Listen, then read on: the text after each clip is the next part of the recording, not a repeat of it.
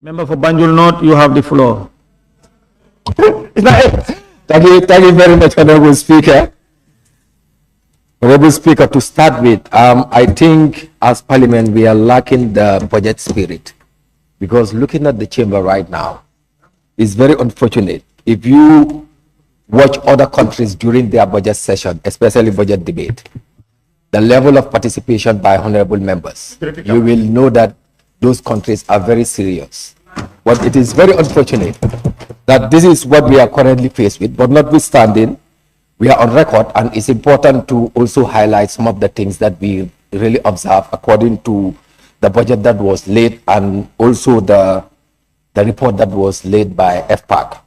But before going further, I will seize the opportunity to thank the Honorable Minister with his entire team for working tirelessly to provide such an important document, and also the FPAC through the chair for also providing a very important report for us to consider. Honorable Speaker, if you can allow me, Honorable Majority Leader, to start with, I just want us to understand that the national budget is the most powerful instrument, and I will borrow this from the Honorable Majority Leader. During the budget retreat, he made it very clear, and I quote, "The national budget is the most powerful instrument we possess as a parliament to translate our collective vision into tangible development outcomes that directly improve the lives of the Gambia." And I unquote. This is something that we must all remember and put into consideration. But again, from my humble self, Honorable Speaker, I believe as far as we keep on managing problems in this country, we will never solve them as a country. And the solution must come from Parliament here. And to start with, Honorable Speaker, we have all seen the budget that was presented to us as estimate for next year, which is 2026. And we will all agree that the most or the biggest concern that we have as Parliament and as a country is about the debt servicing. The amount allocated, which is about 13 billion, is a concern. And thank God that according to the report, it is also talking about debt sustainability. And this also talks about the allocation of nearly 1/3 of the domestic revenue to the debt service is a primary concern. The Assembly must assess the long-term sustainability of this part and its impact on national development, because this is something that we just cannot go ahead with, even though we have no other choice, but it's something that we really need to look into. But how can we do that as a country? That is why it is important for us to start prioritizing our social sector ministries. It's very important.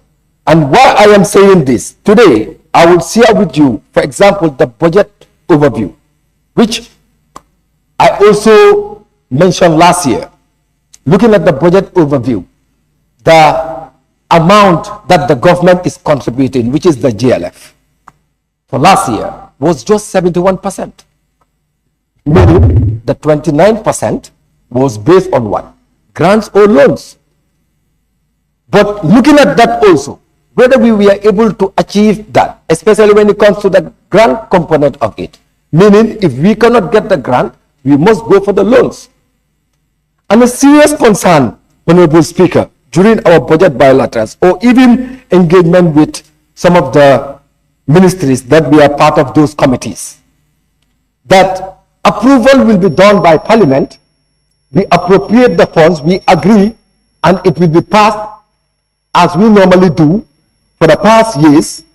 But at the end of the day, the issue of receiving those allocations, we understand that a budget is just a focus. We understand. But I think it is also very important to see the way forward in terms of working towards that, because we are having a lot of issues, especially when it comes to our social sector ministries. Honorable Speaker, today, why do we have to approve budget lines, or let's say budget for ministries like health, when we don't even know how much our public hospitals are making in terms of revenue? Because the budget is revenue and expenditure. And this is exactly what we are doing as Parliament. And the laws are there. Why should it that in a situation whereby hospitals have more power than even the ministry itself? For me, it doesn't make any sense. And Honorable Speaker, many speakers have made very important points here. But to be honest, like I said, as far as the social sector ministries are concerned, indeed, the issue of education is very key.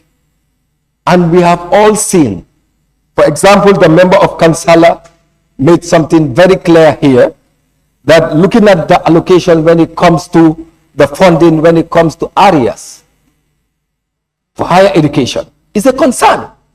Because they cannot have areas of 208 million and you only allocate them with 100 million. Honorable, I missed that. I overheard that you said the hospitals are not accounted for, they are not audited. I'm talking about the Ministry of Higher Education in terms of areas that they are owing.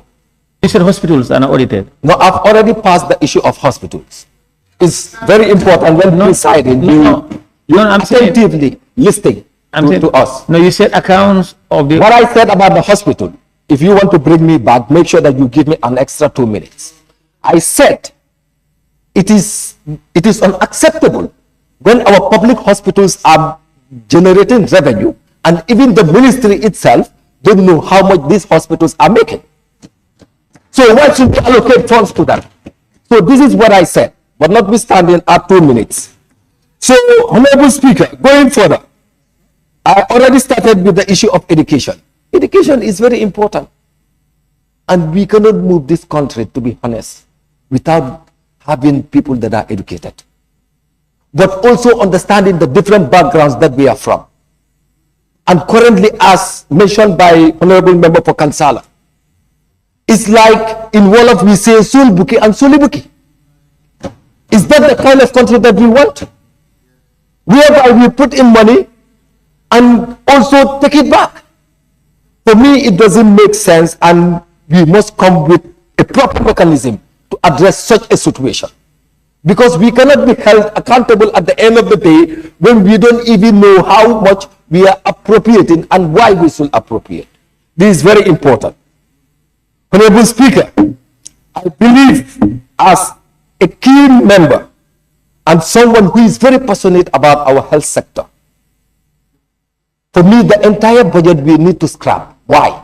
Because we are not even reaching the 50% allocation for health. 15%. Listen to me properly, Majority Leader.